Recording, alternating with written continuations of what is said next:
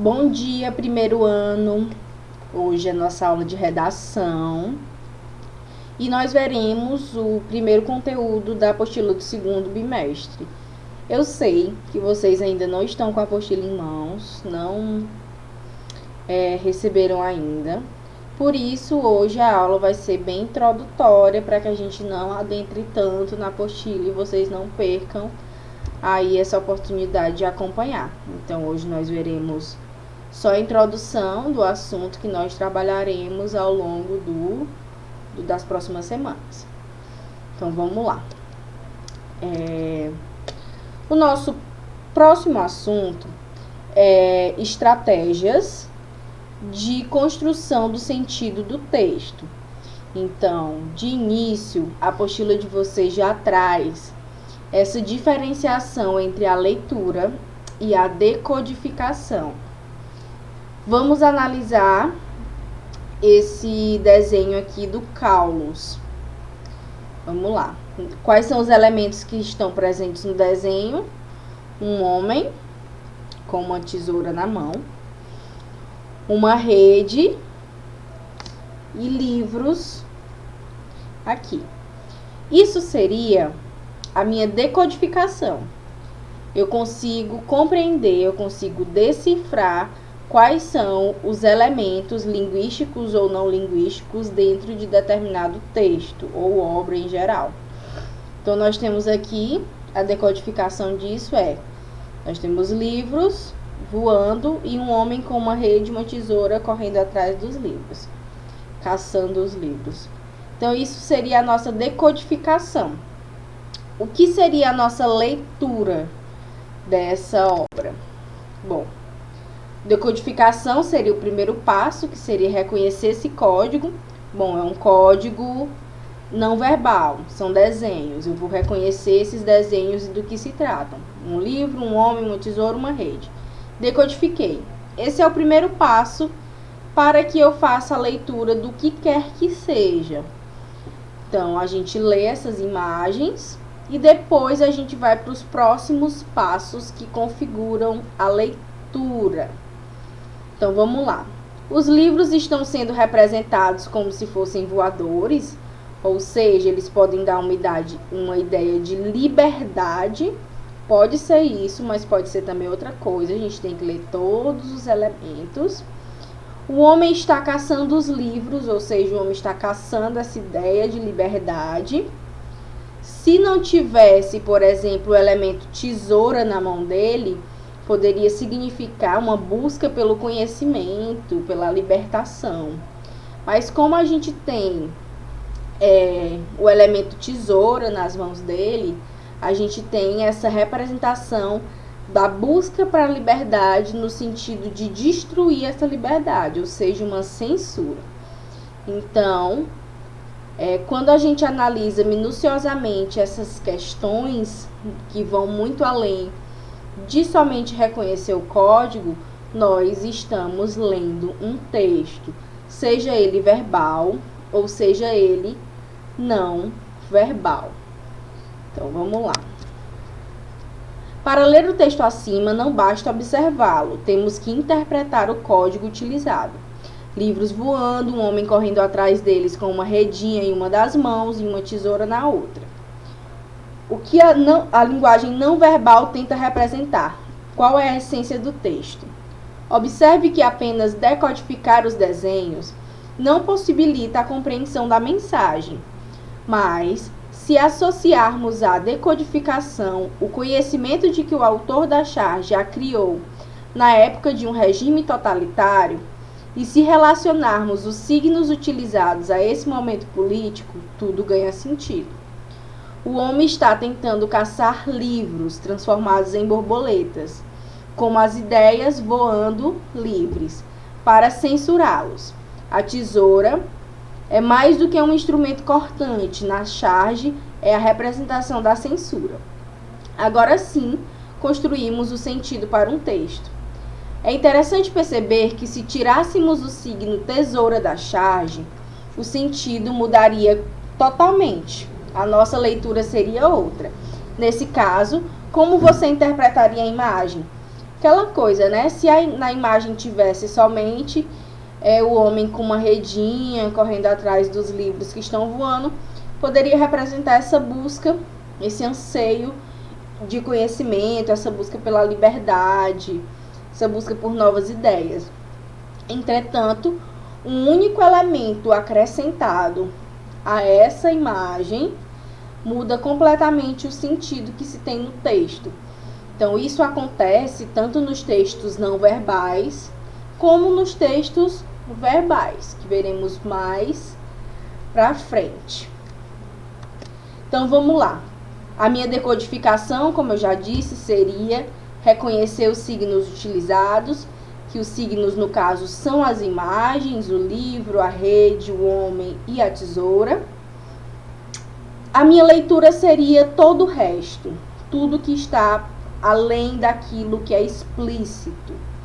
Como, por exemplo, compreender o contexto histórico do país na época da publicação. Geralmente, quando se tem provas, vestibulares, Enem, sempre tem dizendo do ladinho o ano da publicação e o nome do autor. Isso é de suma importância para que você consiga ler aquele texto. Porque às vezes os textos, eles têm esse recorte temporal. E é muito importante que você compreenda. Os textos que eu digo de uma forma geral, as imagens, os textos verbais mesmo, gráficos, o que for. Então aqui, em 1976, o Brasil estava sob o regime militar. Em 1976 foi quando foi publicada essa gravura. Outra coisa que também nos ajuda é outra estratégia de leitura. A identificação do gênero e da forma como ele é veiculado. Trata-se de uma charge veiculada num livro publicado pela LPM em 1976.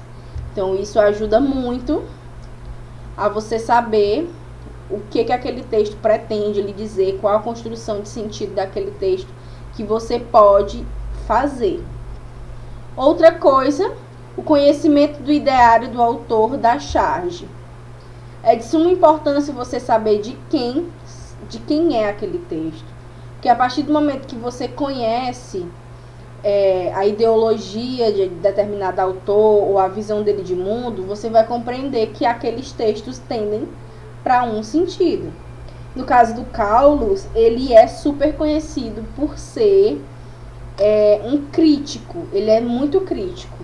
Eu acho que eu nunca vi um quadrinho do Caulus que não fosse uma crítica social, uma crítica cultural, uma crítica política. Então, é muito importante conhecer o autor do texto que se está lendo, para, a partir desse conhecimento, construir o sentido necessário para interpretar esse texto. Então, vamos só ler aqui. Caulus é um desenhista que, desde o início de sua carreira, evidenciou em sua linguagem denúncias e críticas ao descaso com o meio ambiente, ao mecanismo da vida moderna e, especialmente, à falta de liberdades democráticas no país. Então, a gente já sabe que esse é o posicionamento do Caulus.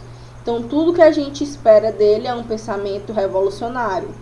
Então, se você tem, por exemplo, uma charge que é reacionária, você não espera que seja do Caulus, por exemplo, porque esse não é o posicionamento político dele, não é o posicionamento artístico dele dentro das obras que vem fazendo ao longo da vida. Então, muito importante isso aqui. Outra coisa, a associação de signos e sua relação com as demais informações do texto. Aquela coisa que eu disse para vocês.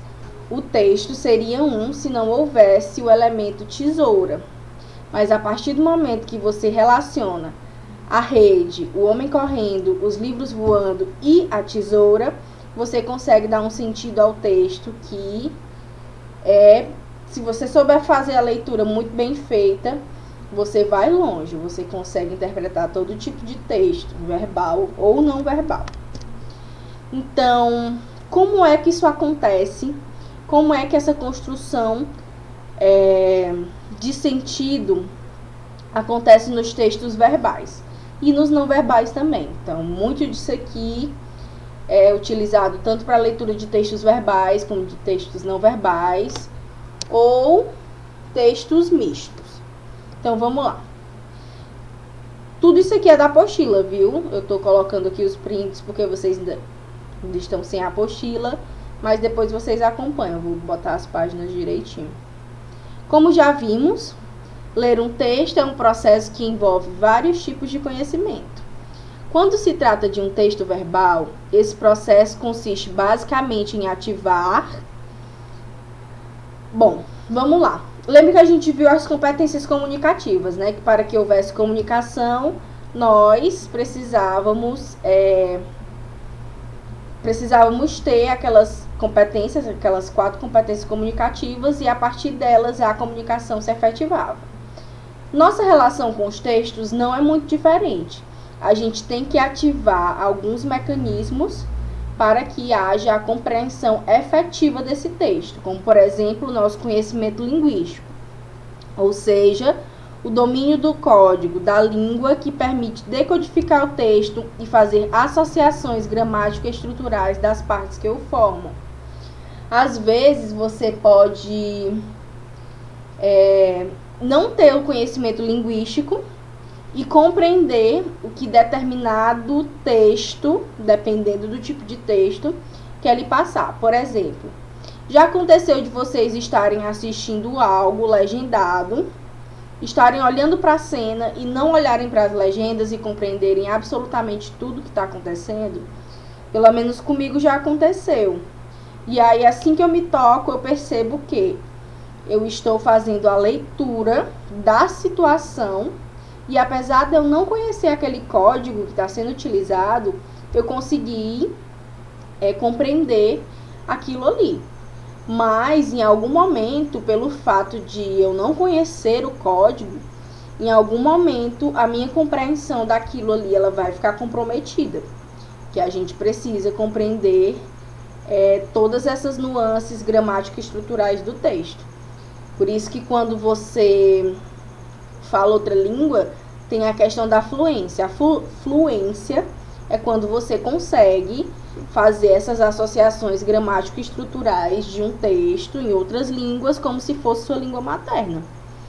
Então, você tem que ter esse conhecimento linguístico e ele é essencial para a leitura dos textos.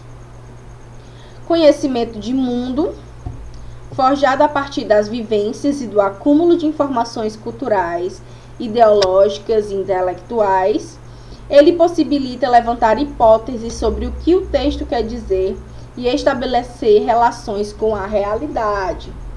Muito importante isso aqui.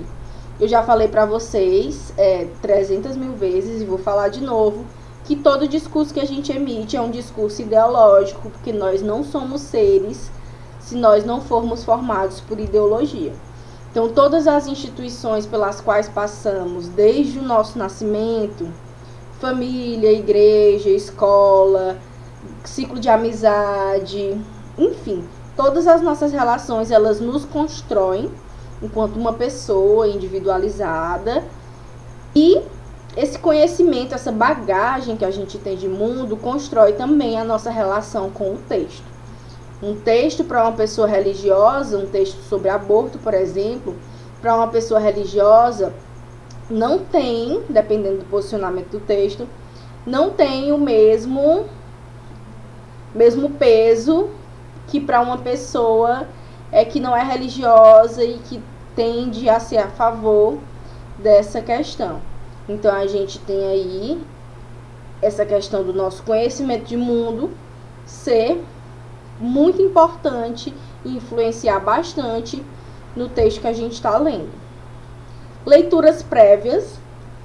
Quando você lê algo sobre algum assunto, o seu cérebro, ele resgata leituras prévias que você tem de algo daquele mesmo assunto, ou de assuntos que são afins àquele assunto. Então, isso é muito comum quando você está lendo um texto, e é uma das estratégias de leitura para que você tenha aí uma construção de sentido. E a reflexão, que permite não só estabelecer todas as relações anteriores, mas também projetar outras, construindo sentido ao texto, ao mesmo tempo em que forma e ou amplia a leitura de mundo do leitor. Muito bom. Todo contato que você tem com qualquer coisa, você está ampliando o seu conhecimento de mundo. Então, sempre veja a sua vivência como um aprendizado. Se eu estou aqui assistindo uma série, eu posso estar achando que aquilo ali é procrastinação. Mas se você mudar a sua visão e compreender aquilo como uma forma de obter conhecimento, você vai longe, você vai conseguir ser uma pessoa, um super leitor. Não necessariamente, não obrigatoriamente de textos verbais, mas um leitor. Você vai conseguir ler as coisas do mundo. Então, tente fazer esse exercício. Até se você estiver assistindo de Férias com Ex, que é um programa assim, absolutamente nada intelectual, você pode tirar algum tipo de aprendizado. Tô falando assim, mas eu gosto muito. Eu acho que vocês nem podem assistir, né? Enfim. Vamos lá. A inferência. Então, dito isso, nós veremos, a partir de hoje, algumas estratégias que nós utilizamos para ler os textos e construir o sentido do texto de maneira mais substancial. Então, vamos lá. Agora a gente vai ver a inferência. A inferência envolve a leitura das entrelinhas, da intencionalidade e dos sentidos que o texto sugere e não estão explicitados. É o resultado das conclusões a que chegamos ao fazer as associações e relações de todas as informações linguísticas, contextuais, de mundo e etc., ditas ou sugeridas no texto. Eu lembro de uma situação que eu li, que era assim. Tínhamos duas pessoas para contratar. Não, diferente. Tínhamos um estagiário que precisava ser contratado por uma pessoa. Essa pessoa que ia contratar o estagiário foi conversar com a outra pessoa que tinha contratado anteriormente esse estagiário. Então, esse segundo contratante, conversando com o primeiro contratante, perguntou: o estagiário tal é bom no que faz? E aí o primeiro contratante pega e diz: olha, ele é muito pontual. Ou seja, o primeiro contratante não disse que o estagiário era ruim, não com essas palavras, mas ele deixou a entender que o estagiário era ruim.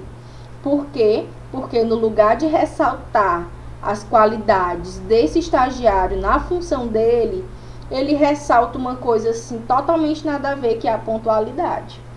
Então, você consegue inferir a partir dessas relações tudo que não foi dito, tudo que o texto pretende dizer, mas não diz. Isso acontece muito em diversos tipos de texto. Vamos prosseguir. Inferência. Raciocínio concluído ou desenvolvido a partir de indícios. A dedução é um tipo de inferência. Processo intelectual segundo o qual é possível chegar à conclusão a partir de premissas. Ou seja, a coisa não está clara, não está dito, não está explícito, mas você consegue compreender a partir da sua dedução. Vamos lá. Então, a inferência é quando o autor não explicita todas as informações, ou seja, boa parte desse conteúdo exige a participação ativa do leitor para a construção de sentido, ou seja, boa parte da compreensão textual se dá pela bagagem cultural, cognitiva, social, política e emocional do leitor. Então, inferir é isso. Vamos aqui dar uma olhadinha nessa charge, que é verbal e ao mesmo tempo visual, né? Verbo visual. Então, vamos lá. A gente tem uma mãe e uma filha. Pronto, filhinha. Agora você já pode ir para a escola. Você tá vendo essa imagem e ela só diz isso. Pronto, filhinha. Agora você já pode ir para a escola. Só que tem diversos outros elementos, tanto na imagem quanto no seu conhecimento de mundo que mudam o peso desse texto. Por exemplo, o seu conhecimento de mundo lhe diz que nas grandes cidades há um número de violências absurdo dentro das escolas. Não é uma realidade nossa no contexto Parnaíba, Piauí, Brasil sim. Não é um contexto Parnaíba, Piauí, rede privada, mas a gente sabe que existe essa realidade social em outros locais. Então, pronto, filhinha, agora você já pode ir para a escola. A menina tá de colete e a lancheira dela, a mochila, sei lá, é um kit salva-vidas. Então, a partir disso, junto com o seu conhecimento social e político, você infere que esse texto está falando sobre a violência nas escolas nas grandes cidades. Então, ou então a violência de uma maneira geral, mas eu acredito que o recorte aqui seja violência na escola mesmo. Então, percebem como a inferência ela se constrói no nosso texto? Às vezes a gente nem percebe que está fazendo inferências, mas nós estamos o tempo inteiro fazendo inferências. Tanto quanto estamos lendo textos formais, textos escolares, como na nossa vida de uma maneira geral. Às vezes a gente infere muito o que o outro diz pela tonalidade de voz ou pela mudança como a pessoa se comunica, se coloca. A gente está sempre fazendo isso, a gente só não percebe assim de maneira super explícita e direta. Bom, por hoje é só. Como eu disse para vocês, a gente não vai se aprofundar tanto assim. Eu quero que vocês façam um mapa mental dessa aula. Se não um mapa mental, pelo menos uma anotação sobre os pontos principais, de maneira resumida. E me entreguem, porque vai valer parte do DPE de vocês para a próxima. Como é o nome? Para a próxima avaliação. Enfim, é isso. Beijão, primeiro ano. Foquem nos estudos. Não deixem de assistir o vídeo. Aproveitem que estamos indo com calma. E é isso. Façam o mapa mental de vocês. Cheiro.